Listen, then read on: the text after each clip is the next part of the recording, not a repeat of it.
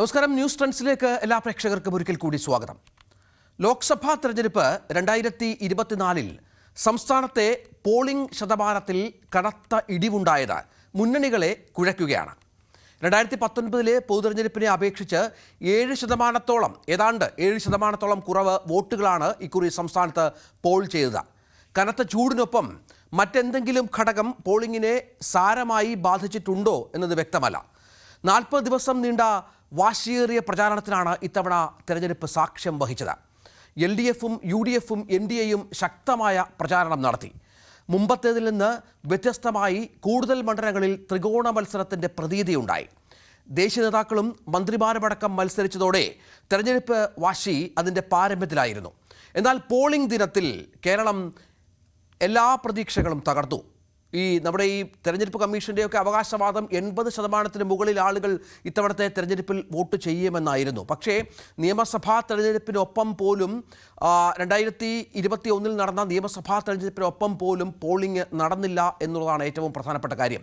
കഴിഞ്ഞ തവണത്തെ റെക്കോർഡ് ഭൂരിപക്ഷം മറികടക്കുമെന്ന് തോന്നിച്ച സ്ഥാനത്ത് ഇത്തവണ പോളിംഗിൽ 7% കുറവുണ്ടായി. 2019 ലോക്സഭാ തെരഞ്ഞെടുപ്പിൽ 77.84 ആയിരുന്നുവെങ്കിൽ 2024 ഇതുവരെ പുറത്തുവിട്ട ഔദ്യോഗിക കണക്ക് പ്രകാരം ഏതാണ്ട് 71.35 മാത്രമാണ് പോളിംഗ് രേഖപ്പെടുത്തിയിരിക്കുന്നത്. ഇത് എല്ലാ മുന്നണികളുടെയും ചങ്കിടിപ്പ് കൂട്ടുന്നുണ്ട്. ഏതായാലും കൂട്ടിക്കിഴിച്ച് മുന്നണികൾ തങ്ങളുടെ സാധ്യതകൾ വിലയിരുത്തുകയാണ്.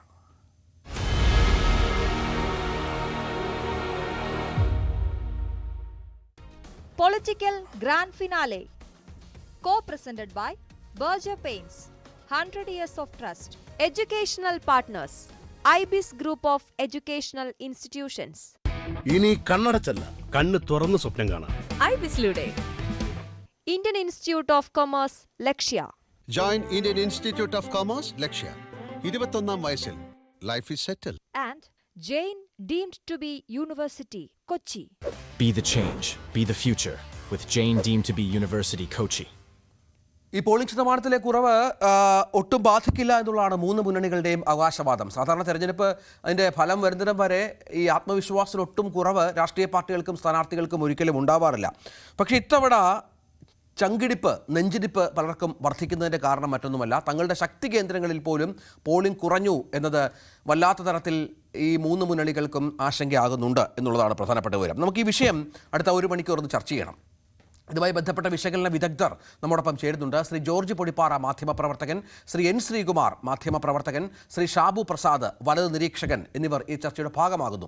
ശ്രീ ജോർജ് പൊടിപ്പാറ, ഈ സാധാരണ നമ്മൾ ഈ ഒരു 2 ടേം മുൻപ് വരെയുള്ള തെരഞ്ഞെടുപ്പുകളിൽ പറഞ്ഞു വെച്ചിരുന്ന പ്രധാനപ്പെട്ട ഒരു കാര്യം, ഈ പോളിംഗ് ശതമാനം അങ്ങോട്ട് കുറയുന്നത് അല്ലെങ്കിൽ കൂടുന്നത് UDFിനും കുറയുന്നത് LDFിനും സഹായകരമാകും എന്നുള്ളതായിരുന്നു. പക്ഷേ കഴിഞ്ഞ 2 തിരഞ്ഞെടുപ്പുകളിലൊക്കെ ആ സാഹചര്യത്തിലൊക്കെ വലിയ മാറ്റം സംഭവിച്ചു. എന്താണ് സംഭവിക്കുന്നതൊക്കെ നമ്മൾ അന്ന് വിലയിരുത്തിയിരുന്നു. ഇത്തവണ NDA എന്ന ശക്തമായ ഒരു സാന്നിധ്യം കൂടി കേരളത്തിൽ ഉള്ള ഒരു പശ്ചാത്തലമുണ്ട്. നേരത്തെ പറഞ്ഞ പോലെ ത്രികോണ പോരാട്ടമൊക്കെ പല മണ്ഡലങ്ങളിലും ആ ഒരു പ്രതീതിയെങ്കിലും അവർ ജനിപ്പിച്ച പശ്ചാത്തലമുണ്ട്. ഇങ്ങനെ ഈ പോളിംഗ് ശതമാനത്തിലെ ഈ അമ്പരപ്പിക്കുന്ന ഒരു കുറവ് എങ്ങനെ സംഭവിച്ചു എന്നാണ് നമ്മൾ വിലയിരുത്തേണ്ടത്. ശ്രീ ജോർജ് പൊടിപ്പാറ, കേൾക്കാമോ എൻ്റെ ചോദ്യം? അത് പരിശോധിക്കുമ്പോൾ നമുക്ക് മനസ്സിലാകുന്ന ഒരു കാര്യം, കേരളത്തിൽ ഉടനീളം ഏതാണ്ട് എല്ലാ മണ്ഡലങ്ങളിലും ഈ പോളിംഗ് ശതമാനത്തിൽ കുറവുണ്ട് 2019 അപേക്ഷിച്ച്. അപ്പോൾ അത് ഈ പറഞ്ഞതുപോലെ വോട്ടർമാരുടെ ഒരു വൈമുഖ്യമാണോ, അതോ മറ്റേതെങ്കിലും കാരണവശാൽ ഒരു മരവിപ്പ് ഏതെങ്കിലും ഭാഗത്ത് വന്നിട്ടുണ്ടോ? അതുമല്ല എന്നുണ്ടെങ്കിൽ വോട്ടർ പട്ടികയിൽ വ്യക്തമായ ഒരു ശുദ്ധീകരണം നടക്കാതെ പോയതാണോ? അതുമല്ലെന്നുണ്ടെങ്കിൽ ഈ കഴിഞ്ഞ 3, 4 അല്ലെങ്കിൽ 5 വർഷ കാലയളവിൽ ചില മണ്ഡലങ്ങളിലെങ്കിലും വൻതോതിൽ മൈഗ്രേഷൻ നടന്നിട്ടുണ്ട്. ഇപ്പോൾ ഏറ്റവും കുറവ് പോളിംഗ് രേഖപ്പെടുത്തി കാണുന്ന പത്തനംതിട്ട, മാവേലിക്കര, കോട്ടയം നിയോജകമണ്ഡലങ്ങളിലൊക്കെ വൻതോതിൽ യുവാക്കളുടെ ഒരു കുടിയേറ്റം കാനഡയിലേക്കും അതുപോലെ ഓസ്ട്രേലിയ, ന്യൂസിലൻഡ്, ഇംഗ്ലണ്ട്, ജർമ്മനി ഇങ്ങനെ ഈ തുടങ്ങിയ മേഖലകളിലേക്ക് വൻതോതിൽ ഒരു കുടിയേറ്റം നടന്നതായിട്ട് നമുക്ക് കാണാൻ കഴിയും. പഠിക്കാനായിട്ടും ജോലിയായിട്ടും മറ്റു രീതിയിലും. അതുപോലെ കേരളത്തിന് പുറത്ത് ബാംഗ്ലൂരും അടക്കമുള്ള IT നഗരങ്ങളിലേക്കും വൻതോതിൽ ചെറുപ്പക്കാരുടെ ഒരു മൈഗ്രേഷൻ നടന്നു.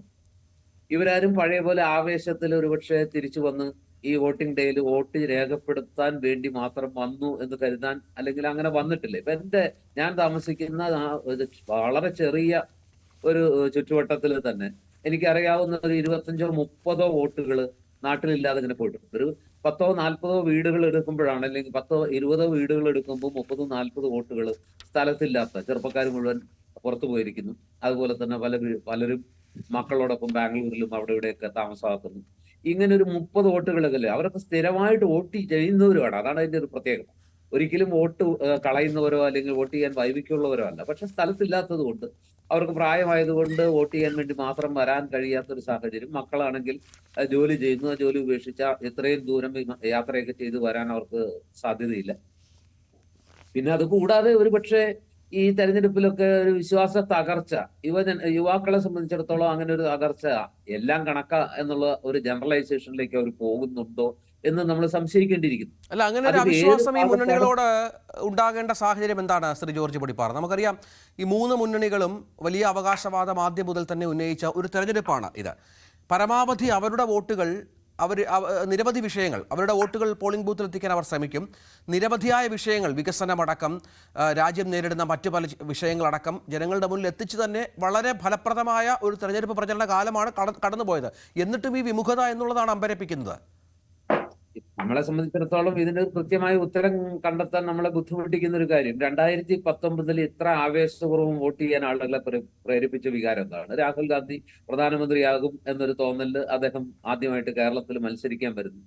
അതുകൊണ്ട് മാത്രം ഇത്രമാത്രം ഒരു ഇളക്കം, അല്ലെങ്കിൽ ഒരു വല്ലാത്ത ഒരു ഓളത്തിൽ വന്ന ആളുകൾ വോട്ട് ചെയ്തു. ആ ഒറ്റ കാരണത്താൽ. അതല്ലെന്നുണ്ടെങ്കിൽ ശബരിമല വികാരത്തിന്റെ പേരിൽ അന്ന് ഭരിച്ചുകൊണ്ടിരുന്ന ഇടതുമുന്നണിയോട് ഒരു പ്രതികാരം, അവർക്കൊരു ഒരു താക്കീത്, അല്ലെങ്കിൽ അവരെ ഒരു പാഠം പഠിപ്പിക്കുക എന്നുള്ള ലക്ഷ്യത്തിൽ ആളുകൾ വോട്ട് ചെയ്തു എന്നൊക്കെയുള്ള വിശകലനങ്ങളും വിശദീകരണങ്ങളും എത്രത്തോളം നമുക്ക് പൂർണ്ണമായിട്ടും ഉൾക്കൊള്ളാൻ കഴിയുമെന്ന കാര്യത്തിൽ എനിക്ക് സംശയമുണ്ട്.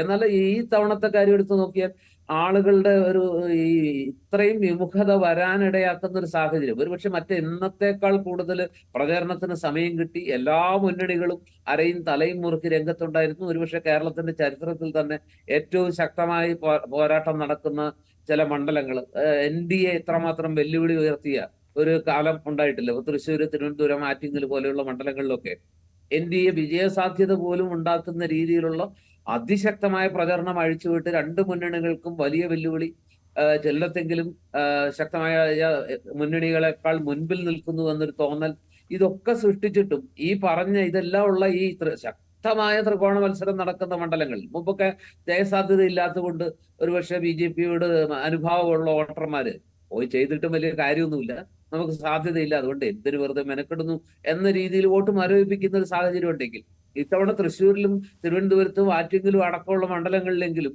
അവർക്ക് ജയസാധ്യത ഉണ്ട് എന്ന് അവർ ആത്മാർത്ഥമായി തന്നെ വിശ്വസിക്കുന്നുണ്ട്. ഒരു പരിധിവരെ രാഷ്ട്രീയ നിരീക്ഷകരും രാഷ്ട്രീയ കേരളവും ആ സാധ്യത തള്ളിക്കളയാൻ തയ്യാറുമല്ല. സാധ്യതയുണ്ട് എന്ന രീതിയിൽ തന്നെയാണ് വിലയിരുത്തപ്പെടുന്നത്.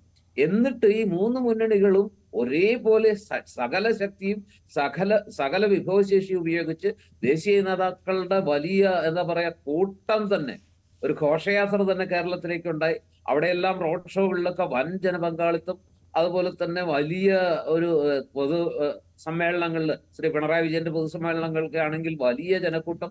അതിനു മുമ്പ് വേണ്ടത്ര ഗ്രഹപാഠം ചെയ്ത് എല്ലാ മുന്നണികളും, ഇപ്പൊ തൃശ്ശൂർ ഞാൻ പ്രതിനിധീകരിക്കുന്ന, അല്ലെങ്കിൽ ഞാൻ താമസിക്കുന്ന തൃശ്ശൂർ മണ്ഡലത്തിലാണെങ്കിൽ BJPയുടെ പ്രചരണം തുടങ്ങിയിട്ട് നാളെത്രയായി.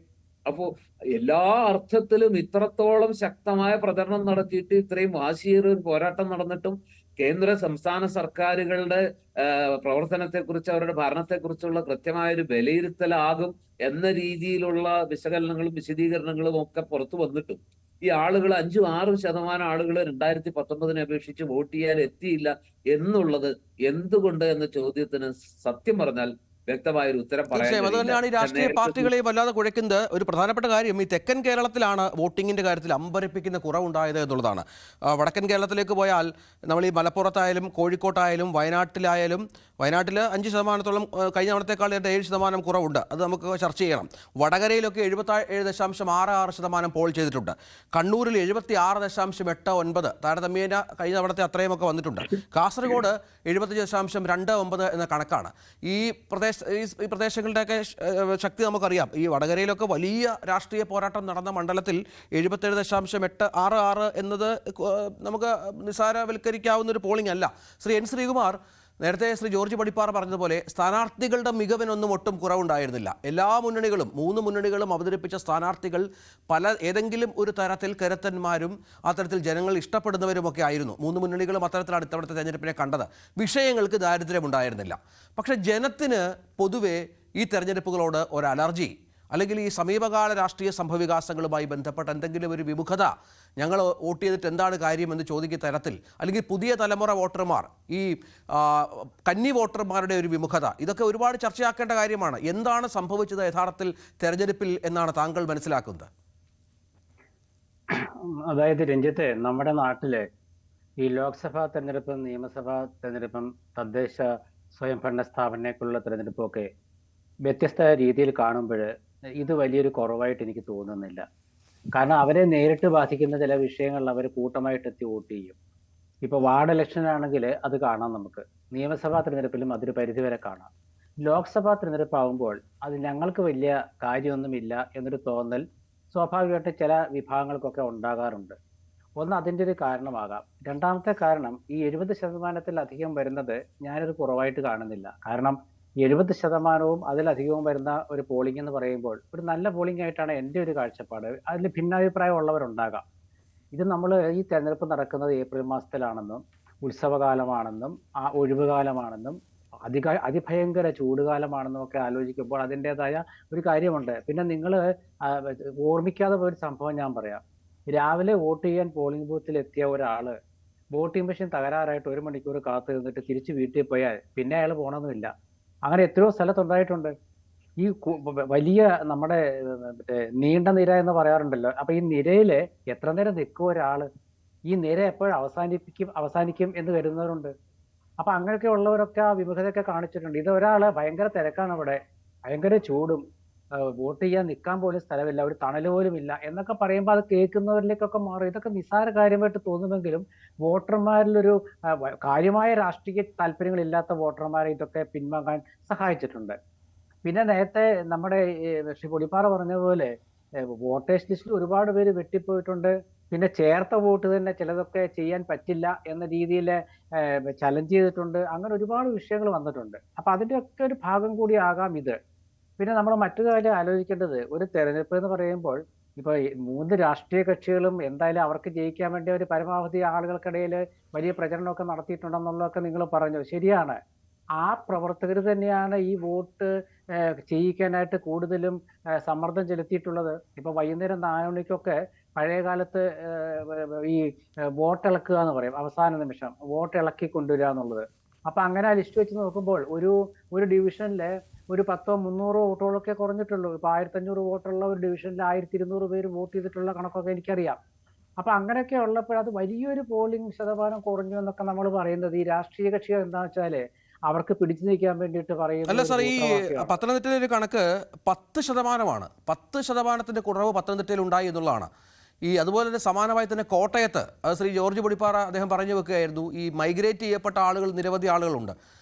പുറത്തേക്ക് പോയ, വിദേശത്തേക്ക് പഠിക്കാനും ജോലിക്കും മറ്റും പോയ ചെറുപ്പക്കാരായ ഒരുപാട് പേരുണ്ട്. അവരൊന്നും വോട്ട് ചെയ്യാൻ വരില്ല.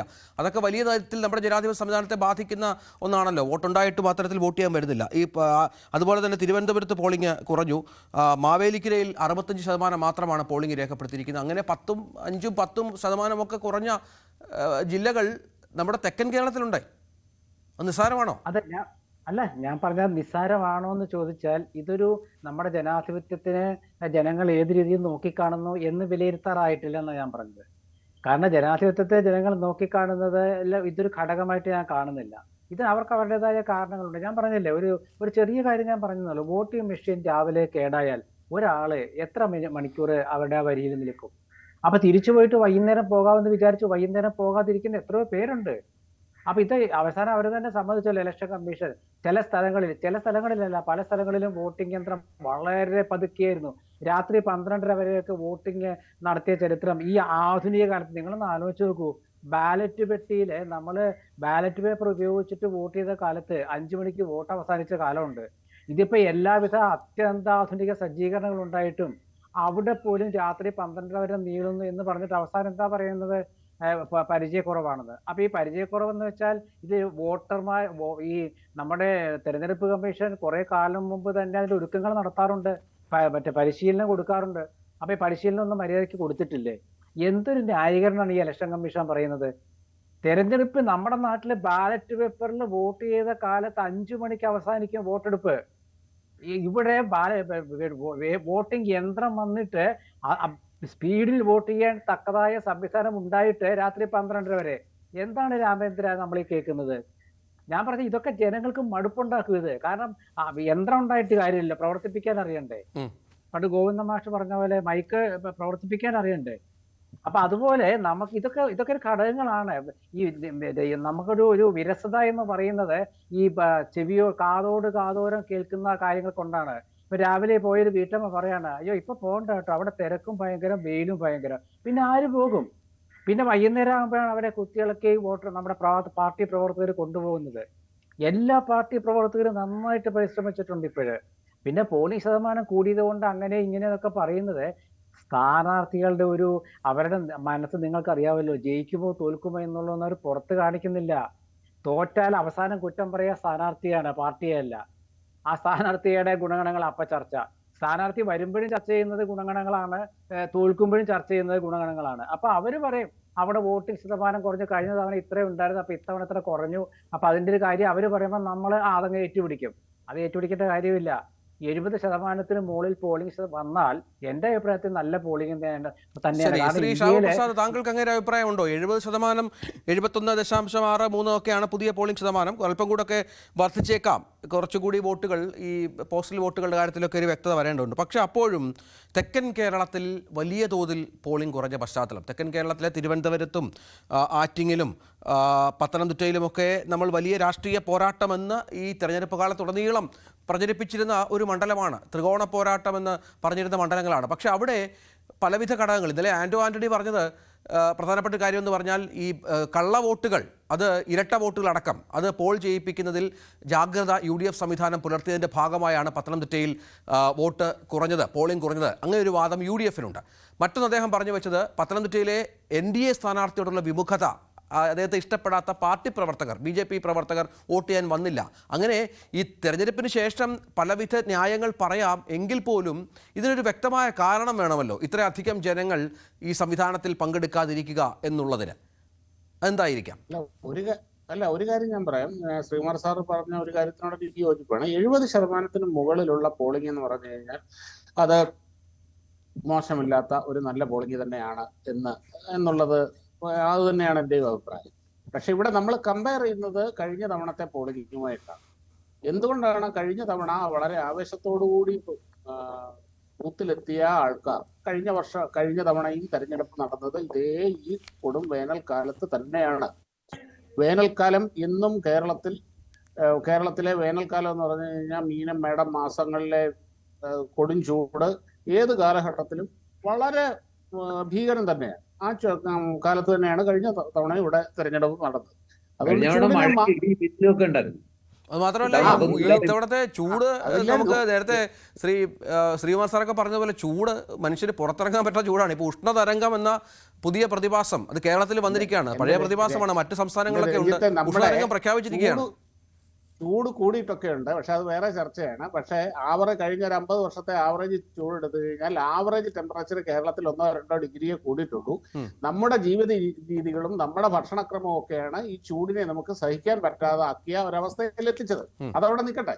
ഇപ്പൊ ഈ ചൂട് എന്ന ഒരു തെരഞ്ഞെടുപ്പ് കാലത്തെ ചൂട് എന്ന് പറയുന്ന ഒരു ഘടകം എന്നും ഉണ്ടത്. പക്ഷെ അത് വലിയൊരു ഇമ്പാക്റ്റ് ആണെന്ന് ഞാൻ വിശ്വസിക്കുന്നില്ല. പിന്നെ മറ്റൊന്ന്, ഈ കഴിഞ്ഞ തവണത്തെ അപേക്ഷിച്ച് എന്തുകൊണ്ട് കേരളത്തിൽ ഇത്തവണ വോട്ട് കുറഞ്ഞു എന്നുള്ളതിന്റെ അകത്ത് എൻ്റെ ഒരു ഒബ്സർവേഷൻ ഞാൻ പറയാം. അതായത് ഇപ്പം ഈ കേരളത്തിൽ അതിന്റെ ഒരു കാരണം, 2 മുന്നണികളാണല്ലോ അവിടെ, UDF LDF ആണല്ലോ ഏറ്റവും ശക്തമായിട്ടുള്ളത്. ഈ 2 മുന്നണികളിലും വോട്ട് ചെയ്യാൻ അവരുടെ കേഡർ വോട്ടുകളല്ലാത്ത നിഷ്പക്ഷ വോട്ട് അങ്ങനെയുള്ള കുറച്ച് ആൾക്കാരുണ്ട്. ഇവർക്ക് വോട്ട് ചെയ്തിട്ട് കാര്യമില്ല. എനിക്ക് നേരിട്ടറിയാവുന്ന കുറെ കാര്യം. ഒന്ന്, ഈ ഇടതുപക്ഷ അനുഭാവികളായ എന്നാൽ ഈ സർക്കാരിനോടും ഇവരുടെ ഈ പ്രവർത്തി കൊണ്ടും മനം മടുത്ത അങ്ങനത്തെ കുറച്ച് ഇടതുപക്ഷ അനുഭാവികളുണ്ട്. അവർക്ക് വേറെ ആർക്ക് വോട്ട് ചെയ്യാൻ അവർക്ക് കഴിയില്ല. കാര്യം അവരുടെ ശീലം അങ്ങനെയാണ്. എന്നാ പണ്ടാരെ വോട്ട് ചെയ്യണ്ട, അവന്മാർക്ക് വോട്ട് ചെയ്യുന്നില്ല. മനസ്സിലാക്കുക. അങ്ങനെ തീരുമാനിച്ച ഒരുപാട് ആൾക്കാരെ എനിക്കത്. ഇത് തന്നെ എന്തായാലും കേന്ദ്രത്തിൽ നരേന്ദ്രമോദിയെ വരുള്ളൂ. പിന്നെ ഇവിടുന്ന് കോൺഗ്രസിന് ഇവർക്ക് വോട്ടും ചെയ്തിട്ട് ഈ ചൂടത്ത് പോയി അവിടെ നിന്ന് ക്യൂ നിന്ന് വോട്ട് ചെയ്തിട്ട് അവിടെ ചെന്ന് പ്രത്യേകിച്ച് കാര്യമൊന്നുമില്ല. അവർക്ക് വേണമെങ്കിൽ NDA സ്ഥാനാർത്ഥി വോട്ട് ചെയ്യാമല്ലോ സർ. ശീല അതായത് കൈപ്പത്തിക്ക് മാത്രം വോട്ട് ചെയ്ത ഒരു മനുഷ്യന് താമരയ്ക്ക് ചിലപ്പോൾ വോട്ട് ചെയ്യാൻ കഴിയില്ല എന്നേ. ഇത് എല്ലാ പാർട്ടികൾക്കും അങ്ങനെയുണ്ട്. അതിനേക്കാൾ ഭേദം വോട്ട് ചെയ്യാതിരിക്കുക. എനിക്ക് മറ്റൊരാൾക്ക് വോട്ട് ചെയ്യാൻ വയ്ക്കുക, എന്നാ പിന്നെ വോട്ട് ചെയ്യണ്ട എന്ന് തീരുമാനിക്കും. ഈ ഒരു മടുപ്പുണ്ടല്ലോ ഈ രണ്ട് മുന്നണികളിലെയും സാധാരണക്കാരായിട്ടുള്ള പ്രത്യക്ഷ രാഷ്ട്രീയമില്ലാത്ത അങ്ങനെയുള്ള ഒരുപാട് ജനങ്ങളിൽ ഈ ഒരു മൈൻഡ് സെറ്റ് വന്നിട്ടുണ്ട്. ഒരുപാട് അങ്ങനെ ഇത്രയും മെനക്കെട്ട് അവിടെ പോയി ഇന്ന് ഈ ചൂടത്ത് നിന്ന് ചെയ്തിട്ട് എന്തെന്ന കാര്യം എന്ന് ചിന്തിക്കുന്ന ഒരു വിഭാഗം ഉണ്ടായിട്ടുണ്ട്. കഴിഞ്ഞ തവണ ഒരു കാര്യം ഉണ്ടായിരുന്നു. ഇപ്പൊ പറഞ്ഞ പോലെ രാഹുൽ ഗാന്ധി കേരളത്തിൽ മത്സരിക്കുന്നു, പ്രധാനമന്ത്രി സ്ഥാനാർത്ഥിയാണ്. മാത്രമല്ല 2019 2004 പോലെ ജനങ്ങൾ തിരിച്ച് ചിന്തിച്ചേക്കാം, അങ്ങനെയെങ്കിൽ കേരളത്തിന്റെ പ്രധാനമന്ത്രിയെ കിട്ടിയേക്കാം. ഇങ്ങനെയൊക്കെയുള്ള ഒരു മൈൻഡ് സെറ്റ് ഇവിടെ ഉണ്ടായിരുന്നു. അത് കൂടാതെ ശബരിമല ഇഷ്യൂവിലുള്ള ജനരോഷവും ഉണ്ടായിരുന്നു. ഇങ്ങനെ വൈകാരികമായിട്ടുള്ള ഒരുപാട് ഘടകങ്ങൾ 2019 ഉണ്ടായിരുന്നു. ഇതെല്ലാം കൂടെ ഇനി എന്ത് ജനക്ഷേമവും കാര്യങ്ങളതൊക്കെ ഉണ്ടായാലും ജനങ്ങൾക്ക് ഈ നമ്മുടെ ഈ വോട്ടർമാരുടെ ഇടയിൽ വൈകാരികത എന്നത് ഒരു വലിയ തെരഞ്ഞെടുപ്പിലെ ഒരു ഘടകം തന്നെയാണ്. അങ്ങനെയുള്ള ആ ഒരു വൈകാരികത ഇത്തവണ ആ രീതിയിൽ ഉണ്ടായിരുന്നു. ജനങ്ങളെ ബൂത്തിലേക്ക് എത്തിക്കുന്നത് പ്രധാനമായും വൈകാരികതയാണ്. അങ്ങനെയുള്ള ഒരു സെന്റിമെന്റ്സ് അല്ലെങ്കിൽ ആ ഒരു വൈകാരികത ഇത്തവണത്തെ തെരഞ്ഞെടുപ്പിൽ ഉണ്ടായിരുന്നില്ല. അത് മാത്രമല്ല, ഈ ജനങ്ങളുടെ മനസ്സുമെടുക്കാനുള്ള മറ്റൊരു ഘടകമുണ്ട്. അതായത് എല്ലാ സീമകളും ലംഘിച്ചുകൊണ്ട് ഈ വ്യക്തിപരമായ വൃത്തികെട്ട രീതിയിലുള്ള ആക്രമണങ്ങൾ കൊണ്ടാണ് വീഡിയോ എന്തെല്ലാം ഉണ്ട് എന്നൊന്ന് ആലോചിച്ച് നോക്കും. നമ്മൾ ഇതിനു മുമ്പൊന്നും കേട്ടുകേൾവി പോലും ഇല്ലാത്ത തരത്തിലാണ് തെരഞ്ഞെടുപ്പിന്റെ ചർച്ചകളുടെ നിലവാരം, തെരഞ്ഞെടുപ്പിലെ പ്രചരണത്തിന്റെ നിലവാരം താഴെ പോയത്. ശൈലജ ടീച്ചർ അവിടെ, ഷാഫി നമ്മൾ കണ്ടതാണ് എത്ര മോശമായിട്ടുള്ള കാര്യങ്ങളാണ് നടന്നത്. ഇവിടെ ചെമ്പ് ഗോപി എന്നും പറഞ്ഞുകൊണ്ട് സുരേഷ് ഗോപിക്കെതിരെ വ്യക്തിപരമായ ആക്രമണമായിരുന്നു തൃശ്ശൂർ നടന്നത്. ഇങ്ങനെ ഈ രീതിയിലുള്ള, അതുപോലെ പത്മജയെ തന്തയ്ക്ക് വിളിക്കുക, ഇങ്ങനെയുള്ള ഒരുപാട് കാര്യങ്ങൾ ഇതിനു മുമ്പൊന്നും നമ്മൾ ഇതൊന്നും കേട്ടിട്ടില്ല. അധികം എൻ്റെ ഓർമ്മയിൽ ഞാനധികം കേട്ടിട്ടില്ല. കഴിഞ്ഞില്ലേ, ഇങ്ങനെയുള്ള ഒരുപാട് ഘടകങ്ങൾ ജനങ്ങളെ മടുപ്പിച്ചിട്ടുണ്ട് എന്നുള്ളത് ഒരു യാഥാർത്ഥ്യമാണ്, ഒരു വാസ്തവം തന്നെ. ഇങ്ങനെ പല ഘടകങ്ങളാണ് ഈ തെരഞ്ഞെടുപ്പില് ഇത്തവണ കഴിഞ്ഞ തവണത്തെ അപേക്ഷിച്ച് എന്നേ ഞാൻ പറയുള്ളൂ.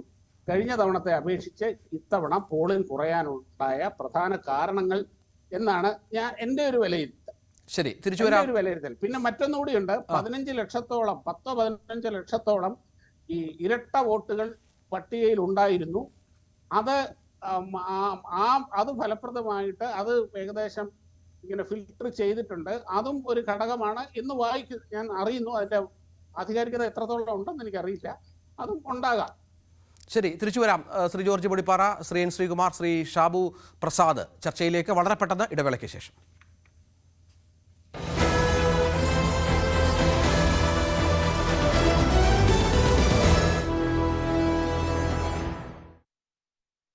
എന്ത് ഭംഗിയുള്ള വീട്!